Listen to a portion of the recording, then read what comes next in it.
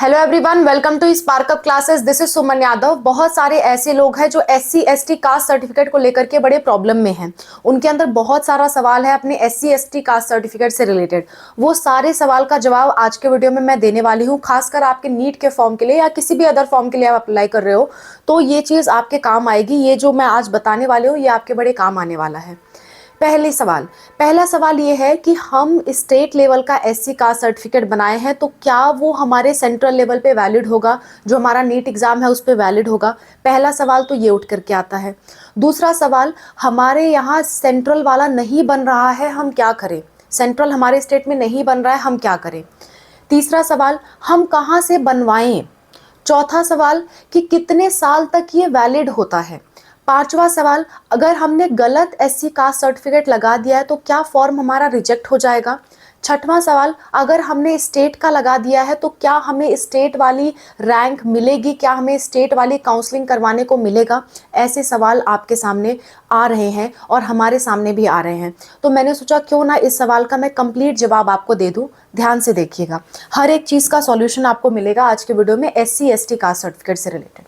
देखिए, हम बात कर रहे हैं SC एंड ST यानी scheduled caste and scheduled tribe के कास्ट सर्टिफिकेट के बारे में। पहली बात वैलिडिटी, जो कि बहुत कॉमन सी बात है। वैलिडिटी बहुत सारे लोगों को पता भी होगा, लेकिन क्योंकि आसान सा पॉइंट है तो मैं इसे पहले कवर कर देती हूँ। वैलिडिटी इसकी 8 से 10 साल की होती है। ज़्यादातर एग्जाम्स इसे 8 साल तक वैलिड मानते हैं। ज़्यादातर एग्जाम फॉर्म जो होते हैं वो इसे 8 साल तक वैलिड मानते हैं। 8 साल पुराना अगर आपका है, साल कब से काउंट होता है, 1 अप्रैल के बाद से। 1 अप्रैल के बाद से हमेशा साल काउंट होता है। तो 1 अप्रैल से आप काउंट करिएगा कि 1 अप्रैल के बाद से अगर आपका 8 साल हो रहा है, आपने जब बनवाया है, अगर आपने मार्च में बनवाया और उसको लेकर के 9 साल हो जा रहा है तो नहीं, अप्रैल से हमेशा एकेडमिक ईयर्स काउंट होते हैं। जो सर्टिफिकेट के ईयर्स होते हैं वो काउंट होते हैं, इसलिए हमेशा अप्रैल से सर्टिफिकेट की वैलिडिटी देखी जाती है।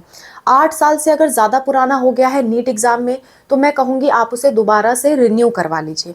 रिन्यू कैसे करवाएंगे आप। रिन्यू करवाने के लिए आप तहसील से करवा सकते हैं, DM ऑफिस से करवा सकते हैं, DM ऑफिस पे कॉन्टैक्ट कर सकते हैं, ठीक है। SDM से करवा सकते हैं, रिवेन्यू ऑफिसर से करवा सकते हैं, रिवेन्यू ऑफिसर से करवा सकते हैं, ठीक है। आप ऑनलाइन भी अप्लाई करवा सकते हैं। कई सारे जो अच्छे साइबर कैफ़े वाले हैं वो आपका पास कर देते हैं और आपको बनवा के दे देते हैं। किसी अच्छे साइबर कैफ़े पे भी आप कांटेक्ट कर सकते हैं। सबसे आसान रास्ता होता है तहसील का, ठीक है। तहसील से जवाब ना मिले, वहाँ से कार्रवाई ना हो, तब आगे बढ़ा करिए।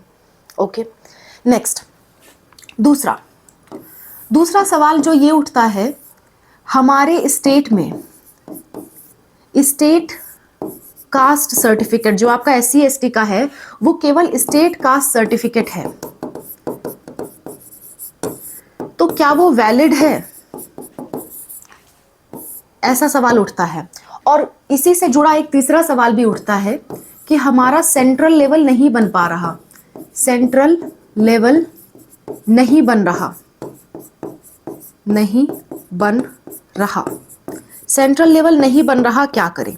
इस तरह का सवाल आ रहा है। आपके यहाँ सबको ही कह रहा है कि SC का स्टेट वाला सेंट्रल वाला एक ही होता है, हर जगह वैलिड होता है, ये सेंट्रल नहीं बनता है। इस तरह का अगर आपसे कोई बात कह रहा है तो उसका क्या सॉल्यूशन है, ध्यान से सुनिए। इन दोनों का जवाब देती हूँ।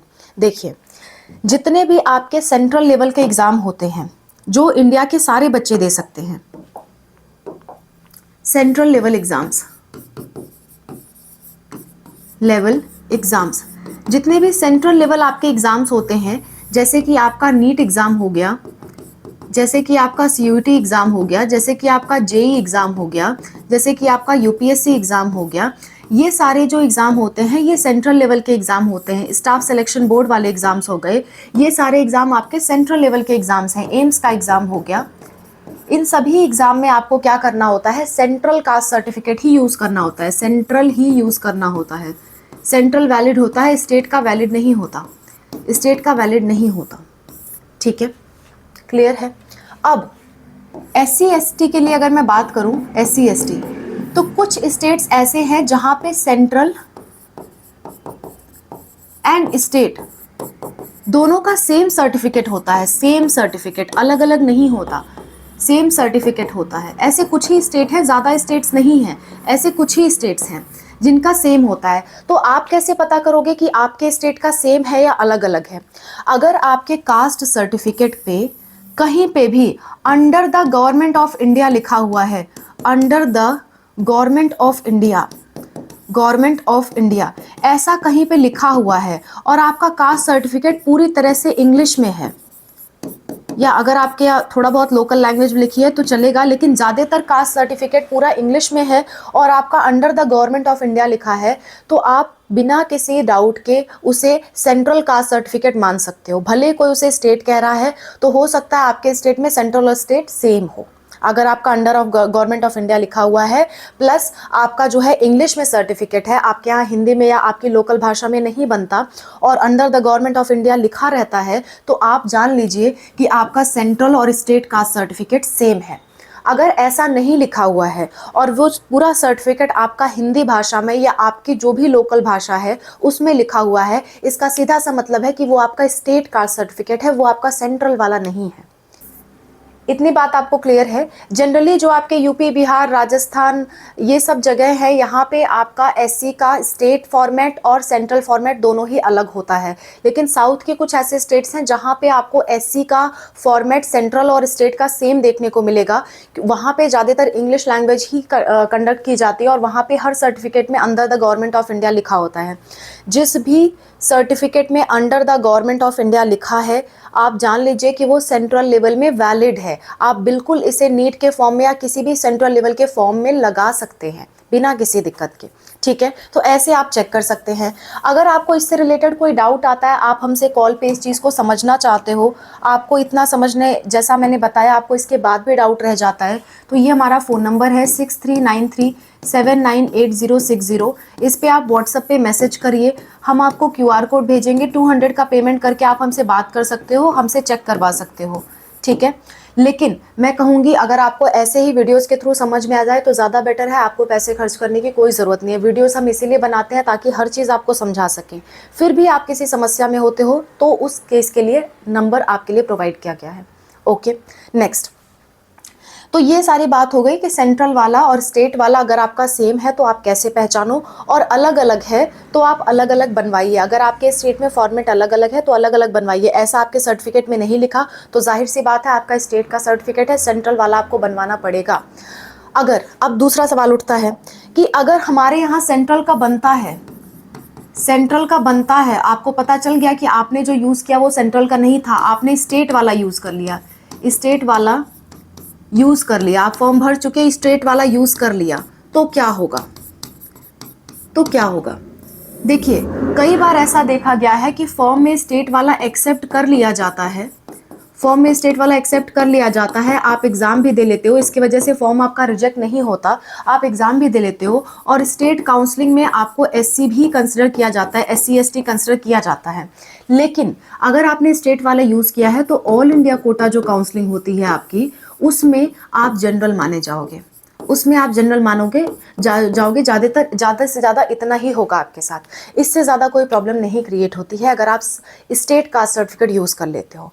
दूसरा, क्योंकि इस बार फॉर्म में बहुत सारी रिस्ट्रिक्शन लगाई गई हैं, बहुत सारा नया नया चीज़ें इंट्रोड्यूस किया गया है, जैसे कि लाइव फोटोग्राफी हो गया आपका, और आधार से मिसमैच वाली प्रॉब्लम हो गई। तो इस समय वो डॉक्यूमेंट्स बहुत अच्छे से चेक कर रहे हैं, तो हो सकता है इस साल कोई प्रॉब्लम क्रिएट हो। इसलिए आपकी ये रिस्पॉन्सिबिलिटी है कि 10 मार्च से 12 मार्च तक करेक्शन विंडो ओपन होगी। उस टाइम पहली चीज़ तो आप अपना ईमेल चेक करना कि कहीं कोई रिजेक्शन का ईमेल तो आपको नहीं आया।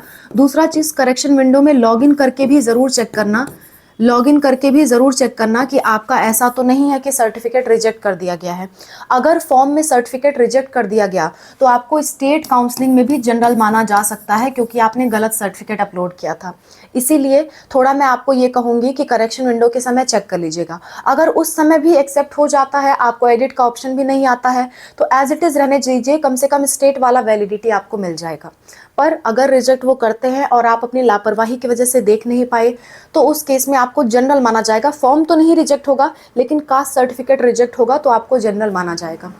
ठीक है, तो इसका जवाब ये हो गया कि अगर आपने स्टेट वाला यूज़ कर लिया है तो ज़्यादातर केसेस में वो एक्सेप्ट हो जाता है, पर इस साल क्योंकि रूल्स काफ़ी स्ट्रिक्ट दिख रहे हैं तो हो सकता है वो आपका कास्ट सर्टिफिकेट रिजेक्ट कर दे, जिसकी वजह से आपको दोबारा कास्ट सर्टिफिकेट लगाना पड़े सेंट्रल वाला इस दौरान, और अगर आप नहीं लगा पाते हो तो आपको जनरल कंसिडर किया जाए। ज़्यादा से ज़्यादा इतना ही होगा, ऐसा नहीं होगा कि आपको एग्ज़ाम देने नहीं दिया जाएगा। क्लियर है? इसका जवाब भी आपको मिल गया। अगला सवाल ये उठता है कि अगर हमने स्टेट वाला कास्ट सर्टिफिकेट लगाया है, वो एक्सेप्ट हो गया, तो जो हमारी रैंक बनती है वो एससी वाली रैंक बनेगी या नहीं बनेगी? तो आंसर है बिल्कुल बनेगी। एक बार आपका एक्सेप्ट हो गया फॉर्म, आप एग्जाम दे लिए, तो आपकी एससी वाली रैंक ज़रूर आएगी, बस वो आपकी ऑल इंडिया कोटा काउंसलिंग में काउंट नहीं होगी अगर आपने स्टेट वाला लगाया था। ठीक है, आपकी स्टेट काउंसलिंग में वो काउंट होगी लेकिन ऑल इंडिया में काउंट नहीं होगी। और अगर आप सेंट्रल लगा रहे हो, सब कुछ बिल्कुल सही लगा रहे हो, तो आप ऑल इंडिया में भी एससी का बेनिफिट उठा सकते हो, आप स्टेट में भी एससी का बेनिफिट उठा सकते हो। क्लियर है? एससी हो या एसटी हो, मैं दोनों कॉमनली बता रही हूँ यहाँ पे। ओके, तो आपके जो भी सारे डाउट्स थे एससी कास्ट सर्टिफिकेट से रिलेटेड वो मैंने क्लियर कर दिए हैं। एक बार समराइज कर देती हूँ। एससी कास्ट सर्टिफिकेट अगर आपके पास नहीं है तो आप तहसील से जाकर के बनवाइए, वो सबसे आसान काम है। सेंट्रल और स्टेट में आपको कंफ्यूजन है तो अपने कास्ट सर्टिफिकेट में देखिए, कहीं under the government of India लिखा है तो वो सेंट्रल ही है। ठीक है, और कई बार सेंट्रल वाला स्टेट में भी वैलिड होता है तो वो आप लगा सकते हैं बिना किसी दिक्कत के।